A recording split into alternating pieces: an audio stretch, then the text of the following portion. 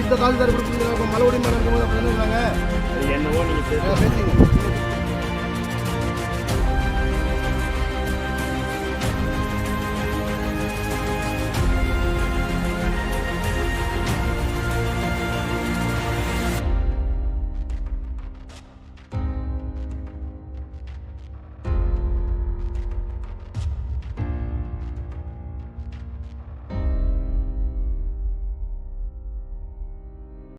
விஸ்வரூபம் எடுக்கவில்லை.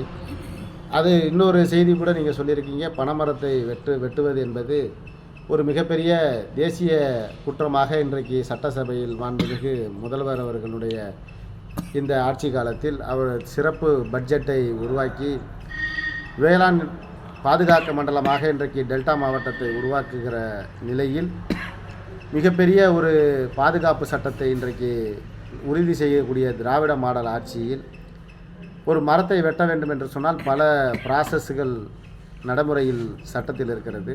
அதே மாதிரி ஒரு ஊராட்சி மன்றத்திற்கு தேவையான இடத்தை கையகப்படுத்த வேண்டும் என்று சொன்னால் சரியான அந்த வருவாய்த்துறையின் மூலமாக சென்று எந்த துறையின் மூலம் அந்த நிலங்களை கையகப்படுத்த வேண்டுமோ அந்த துறைக்கு சம்பந்தப்பட்ட துறையின் மூலமாக தொகையை பெற்று கொடுத்து அதற்கு ஈடாக என்ன செய்ய வேண்டுமோ அந்த சட்டத்திட்டத்தின்படி தான் கையகப்படுத்தி கொடுக்க வேண்டும். தன்னிச்சையாக ஊராட்சி மன்றம் போய் ஒரு இடத்தை கையகப்படுத்துவதற்கு வாய்ப்பு இல்லாத காரணத்தால் இந்த நடைமுறை ப்ராசஸை ஒழுங்காக செய்ய வேண்டிய காலகட்டத்தில் இந்த ஊராட்சி மன்றம் இருந்து கொண்டிருக்கிறது. அப்படி இருக்கும் பொழுது இது ஒரு மரத்தை வெட்ட வேண்டும் என்று சொன்னால் முதலில் கிராம நிர்வாக அலுவலரிடம் அது யாருக்கு சொந்தமான இடம் என்று அந்த பட்டாவை பெற்றுக்கொண்டு வருவாய்த்துறையின் மூலமாக சென்று மாவட்ட ஆட்சித்தலைவரிடம் அந்த ஒப்புதலை பெற வேண்டும். அப்படி இல்லை என்று சொன்னால் வனத்துறையின் மூலமாக தான் கட்டிங் ஆர்டர் வெட்டுவதற்கான அனுமதி பெற வேண்டும். இப்படி பல நடைமுறைகளை உள்ளடக்கியது தான் இன்றைக்கு ஒரு மிகப்பெரிய ஒரு சட்டத்தை உருவாக்கி கொண்டிருக்கிறது. அதன் அடிப்படையில் இன்றைக்கு அது மிகப்பெரிய ஒரு பிரச்சனையாக நானும் வெளியூரில் இருந்தேன், எனக்கு சரியாக தெரியலை.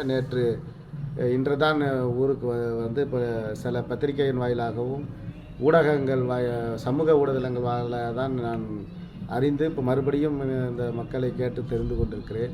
இப்படி பல பிரச்சனைகள் யாரிடம் இருந்தாலும் ஒரு அனுபவத்தில் இருக்கக்கூடிய மரங்களை வெட்டும் பொழுது ஊராட்சி மன்ற தலைவரோ இல்லை நிர்வாகமோ மாவட்ட நிர்வாகமோ மாநில நிர்வாகமோ அவர்களை அணுகி அந்த சுமூகமான ஒரு முடிவை எடுத்திருந்தால் இந்த பிரச்சனை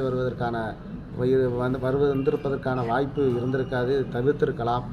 அது சரியான அறிமுறையில் சென்றிருக்க வேண்டும் என்பது தான் என்னுடைய கருத்தாக இருக்கிறது. அது மட்டுமல்லாமல் ஒரு கிராமத்தில் வாழக்கூடிய பொதுமக்களுக்கு தேவையான அடிப்படை வசதிகளை செய்து கொடுக்க வேண்டிய மிகப்பெரிய கடமை ஊராட்சி மன்ற தலைவருக்கும் அந்த ஊராட்சி நிர்வாகத்திற்கும் இருக்கிறது, மாவட்ட நிர்வாகத்துக்கும் அது இருக்கிறது. ஆகையால் பெரும்பாலாக வாழக்கூடிய ஆதி திராவிடர் மக்கள் பயன்படுத்தக்கூடிய அந்த சுடுகாட்டிற்கு ஆதி திராவிட நலத்துறை மூலமாக பணத்தை பெற்று அந்த இடத்தை கையகப்படுத்த வேண்டிய கடமையும்